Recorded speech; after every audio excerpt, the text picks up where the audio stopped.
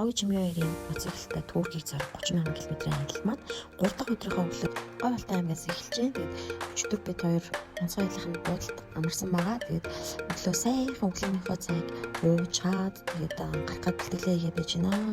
Учир тагсныхаа бас аяны хүнснүүдээс энэ эдтэй бас өдрийнхөө олон нэрээ гэд бас бэлэг болгоод өгсөн байгаа.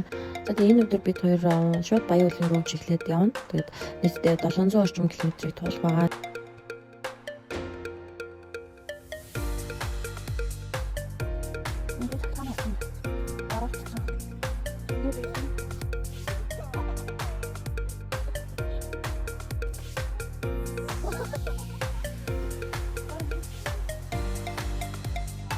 За тэгээ ховд руу орсон чи ховдын моточд маань бид хоёрыг нэмхий гайхалтай хүлээж авлаа. 2020 онд ховдоор ингээд тарич өнгөрөөд бид хоёр халаад хамт руу явж байхдаа ерөөсөө юм зэлчд гарч ирээгүйсэн. Тэгээд 24 онд ийм боловлаа болчихсон байлээ. Дараа ирэхэд өөр болов болснаа гэж югэлж байлаа. За тэгээ манайд ч нэг хоолоор дайлал бид хоёрыг зурсууд.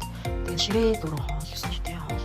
Тэгээд хоолоо идчихээ дуусаад бүгдээрээ гоё зураг авсан байдیں۔ Тэгээд бас хот телевизээс бас яриа хүсэлтэй байна гэдгээр бас очиж яриа өглөө. За тэгээ ховдоос өглөө хүртэл бол 222 км замд болж ихэнх байгалийн үзэсгэлэнт газруудаар явнаа. Халтаа нурууд яаж ч ингээ тэнгэр багцсан өндөр уус дундуур явдаг байгаа.